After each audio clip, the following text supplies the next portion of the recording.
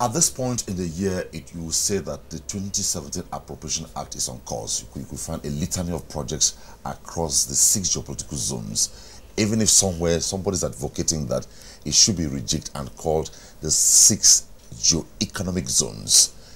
Well, a couple of, about a week now or thereabout, the federal government transmitted a letter to the National Assembly, Senate precisely to say that we need to fund the Appropriation Act with a loan of $5.5 billion US. The arguments are that why should government ask for a loan? Is government right? And that's the debate we'll sustain on discussion segment on Insight today. I have to do this Ni Akinsiju, policy analyst and investment expert. Thanks for joining me on Insight. My pleasure. Aliu Abdullahi, policy analyst and lawyer. Thanks for joining me on Insight. Thank you for having me, Omini.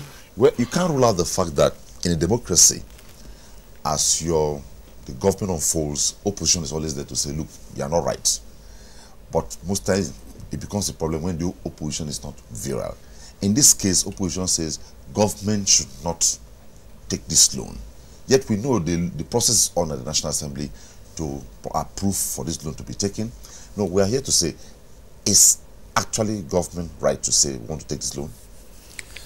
Government is very right, because if you look at the pivot of the economy is run principally by providing infrastructure.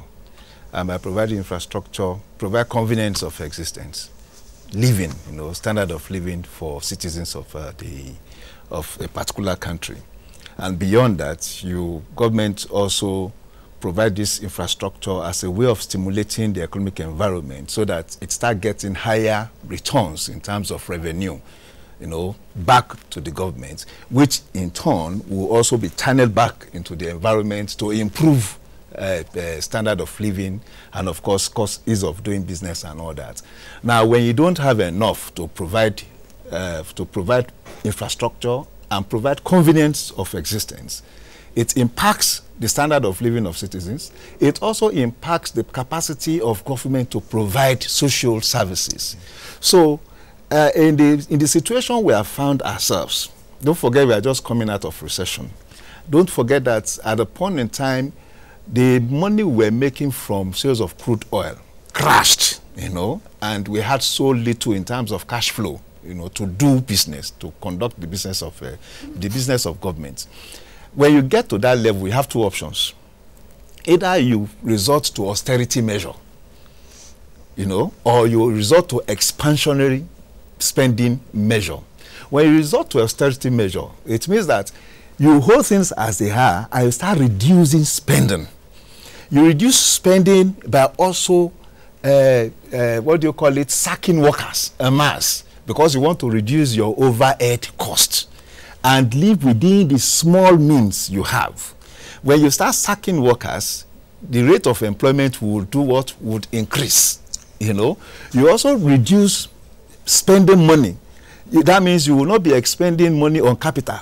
You will not be building new roads. The new roads, the roads that are there, you will not be maintaining them. You will not be building new hospitals. The ones that there are, you will not be maintaining them. That is essentially austerity measure. You want to live within the small revenue you have, and that would impact negatively, on the economy. And by so doing, if you now enter a recession, you will just stay, you have what you call an L-shape recession.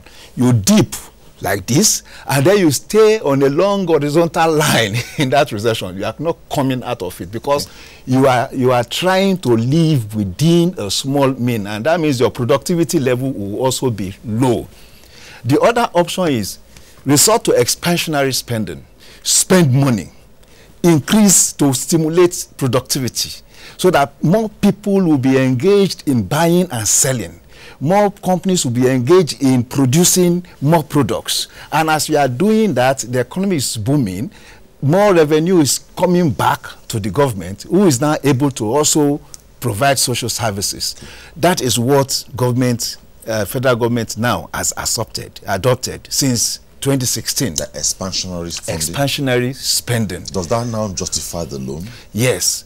Now the loan, if you look at the don't forget that this loan is already built into the 2017 Appropriation Act. It is not a new thing. We are not just talking about it. What the president has done by approaching the National Assembly last week with a letter to inform, that this loan... Okay, let me just hold it near. Nia has used a point, said this loan has already been built into the 2017 Appropriation Act. But people who are being resistive about government taking this loan and saying it was not part of what they put in the Appropriation Act. Is that true? Well, actually, that's not true. You see, let me tell you how the budgeting system works. When you have a budget sent and laid before the National Assembly, it's a body of estimates. It goes there as a bill, right? No, you can call it, but we call it estimates. Okay. So it's an estimate of what you intend to spend as a country. But we have two major components of the budget. You have the recurrent expenditure and you have the capital expenditure there. And you must have provided how do you intend to fund these budgets, both the recurrent and the capital expenditure. So a major part of that is your income, what you earn as a country. You can do budget even as an individual, as a company. So you are going, well, it's desirable if your income can fully or wholly fund these expenses, estimate of expenses that you have as a budget. But as we all know, it's almost impossible to do that, especially in a country with a dwindling revenue like Nigeria, because this is a country that most of our revenue, almost 90% of our revenue is dependent on oil. And we know what happened with oil. It's not like the years before this administration came into power, where the average sale of oil was about $100 per barrel. Now we are going about 40-something dollar per barrel. So it means what we were doing in 2014 or before this administration came, we can actually do it now. But then also the demands, the wants, the needs of the country are many. We have an infrastructural deficit that required growth if the country is to move forward. So because we don't have the same income that we used to have before this administration come, it's not an excuse not to have an estimate of actually funding either the capital expenditure, and you have the recurrent expenditure. Like Nee said, the recurrent expenditure means overhead, actually. You mean, now you're talking about the workers in the federal service, the states, and so on. So now you have alternative. Should you cut your recurrent? That means massive sack of people. If you do that, then you're confronted with another problem, because you can easily move from a recession economy to depression, because people won't be able to spend. And when a household economy is in jeopardy, it affects even your GDP. Now, moving back to your question, the loan request is part of the way to fund the budget, in addition to your earning, your income as a country. So it's not new after it's all. Not new. It's already an inbuilt. It's an inbuilt component. Okay. You have even two parts of this loan. You have a domestic one. You have a foreign one. The problem with the domestic loan, it comes at a higher interest rate. Now, what the government is doing, so in this case, which loan are we looking for? Is that an external loan or domestic loan? It's external loan. And government is trying to move from domestic loan, which has higher interest rate and shorter maturity date period, to an external borrowing, which has lower interest rate most of the time, at a single-digit rate or 1% interest rate, and also a longer maturity period, which is actually good. It is reducing the cost of servicing this debt by Nigeria. Thanks for that. Those opposing government not to take this loan, who are saying government should not offer solutions to why government should not take the loan. Are those solutions valid or not? Well, it's I can't. I've not been able options. to. Yeah, some of the options say the government say they have gotten recover so much from looted funds. All that. Are they valid? Already estimated recoveries from looters and all that are already in the budget. A sum of 500 billion. Yeah, a sum of 500 billion is believed to be the sum that will be recovered, during this fiscal year, and will be part of what would fund the budget 2017. So it's part already, But despite that, we still have a shortfall, The budget, like I said, is divided into two: recurrent and capital. Historically in Nigeria, we have always been doing recurrent. We have always been taking care of civil servants who are not up to 300,000 in a population of close to 200 million.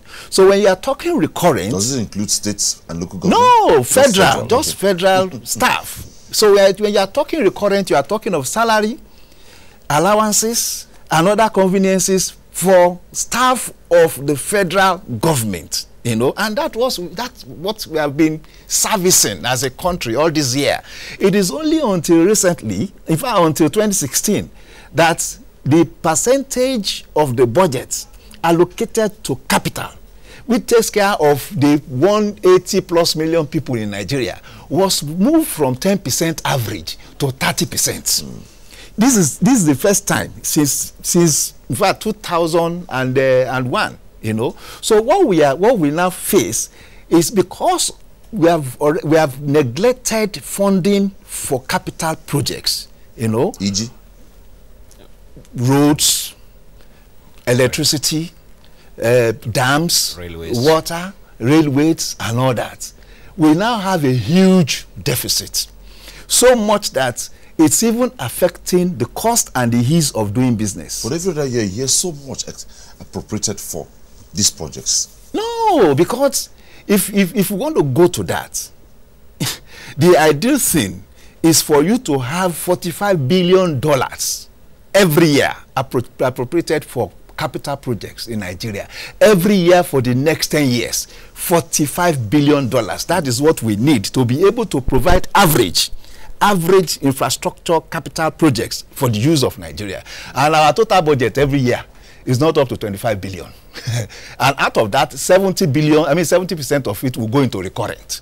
And that's what we have been experiencing since 2016, and which some of us are even applauding, because even when we're making so much money, we're giving 85% to recurrent.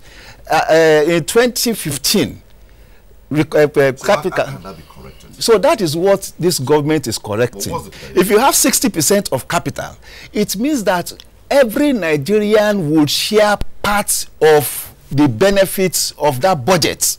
But when you have 80%, you are only targeting staff of the federal government. Those are the people, when you say recurrent, it's the overhead cost of government, cost of paying salaries, cost of allowances, and so many other things, but not the cost of providing roads. It is when you provide roads that I can move. It's difficult for me to drive from Abuja to the southwest now. It used to take 8 hours. Now it takes close to 16 hours. Electricity, we have issues with distribution and all that. Government needs money to do that. Railway had been abandoned in this country for how many years? It is just now that government is thinking, yes, let us have railways. And when you have all these things, it adds to the ease of doing business, and it adds to the convenience of life, which is called standard of living. Okay. But before we go, let's quickly clarify this. This 5.5 billion, is divided into two. You have 2.5 billion that goes directly into funding the 2017 budget. Then the 3 billion is what you call to use as a rebalancing of our debt portfolio. In your portfolio, you have what you call the domestic debt and the foreign debt. We've had a huge backlog, of domestic debt, and domestic debt is very expensive to service. Average treasury bills, for instance, would go at a service of up to 18 to 20%, So what government is trying to do now is, okay, let us rebalance this, our portfolio. We have domestic debt up to 76%. Okay. 76% of that portfolio. And it means that you spend more money servicing that debt. But if you have foreign debt, which constitutes about 26% of the portfolio, which comes at very low digit interest, sometimes 7%. The highest we've had so far is 8%. Okay. You know. Let me just hold you there. I believe an average viewer is thoroughly enlightened about this whole budget. But I now identify two problems here. From the way the public is reacting, those for and against, it looks to me that they don't have adequate information about the whole process about this loan that government is supposed to take. So let me ask Aliu, what should Nigerians be doing whenever a thing like this happens? One, and I see it from two perspectives. The drivers of the policy have a responsibility, and that responsibility, were they able to educate Nigerians enough before they brought the issue into the public domain? And Nigerians as a people, given the analysis Nii gave, what should they be doing now? You see, I agree with you on the need for this to be taken to the people. The information, it's there. And this government actually has done fantastically well in that area. And don't forget, the National Assembly are the representative of the people. So sometimes we have a situation where Nigeria is 180 plus million people, so not everybody may get to actually know what is going on, but it's expected that when you have a representative, that person will be adequately informed and be carried along on all government policies, and he will act on your behalf, you know, as people, as your constituency, in your constituency, in your interest. So if this debt, if this loan request by the federal government is something that will help the country, it's expected this, our representatives in the National Assembly, the whole House of Reps and the Senate will actually pass it expeditiously, and whenever it, if it is not, you know, it's expected they will also act in the interest of Nigerians by rejecting it. So I believe the government is doing, but of course more can be done in terms of awareness, enlightenment when it comes to why we need this loan. And let me tell you something again, and I want to tell Nigerians this: it's simply the only way out for now if we want to continue to grow our economic in a positive way. Don't forget, we are just coming out of recession, and if we want to develop this country, that's the only way out, because without borrowing you cannot build their infrastructures. You cannot have electricity, you cannot have roads, you cannot have rail, and without those you cannot have foreign direct investment. People can come and invest in a country. The local here, whatever you're doing, even the diversification of the economy will remain a myriad until we have infrastructures in place. They are key to the development of any economy. So that is why the loan is a necessary evil. It's something you have to, we just have to do as a country. But what we should actually hammer on is whether this debt, whether this loan, how will it be spent? If it should it be spent on doing exactly this, what the government said it will do, that is funding the capital projects, or will it go the way like others in the years before this administration has gone, spending it on things that are not necessary, or on servicing, on funding recurrent expenditure, going for training in foreign countries and so on. What Nigerians should always hold this government accountable is, you said you're going to borrow, make sure you borrow it to fund our capital expenditure, that is infrastructure. And I assure you, I believe in the government of President Muhammadu Buhari, that when they said they are going to implement this borrowing in a judicious and religious and expeditious manner, that is spending on capital expenditure projects, that's exactly what they are going to do. Let me go to Nii now. You raise a valid point. I think I'm properly educated here today that before now, the government spent more on recurrent and less on capital. If now that they have corrected it, if they don't sustain it, what happens? No, that's if it's not sustained. We always have it is now we need to tell Nigerians to take ownership of the budget. As far as I'm concerned, 30% of the budget is not enough. I'm not a civil servant. So when you do 70% of civil servants, it's the people at the federal capital, federal secretariat that are enjoying, you know. If the budget has 50-60% capital expenditure components, I know it will touch me. I won't be putting the money in my pocket, but I will drive on good roads. I will travel by rail, Lagos to Kano, Calabar to Lagos. I would have 24 hours light. We are no longer talking of pipe-borne water in Nigeria. It belongs to history, you know. It's as if governments everywhere don't even understand what pipe-borne water is, but it's part of capital projects. It's part of capital expenditure. So much has been expended on that. So no, it's not history. No, it's still there. I in the last 10 years, tell me which city in Nigeria that you go to and you open public tap. There are a couple of them. A couple out of how many stretch? More than 1 million square kilometers. So, but this loan to be provided? No, it's a process. Okay. It's a process. It's when a process begins, some of us who are analysts are excited because you know this will keep going, and we just pray that it will keep going. We are coming from a very bad situation. Don't forget that we acquired up to 15 trillion naira. Okay. Of loan over time in the last just in one word, 10 years. Just in one word, just a sentence. So the government taking this loan is justifiable. Very justified, and Nigeria should support it. Okay, do you share in that?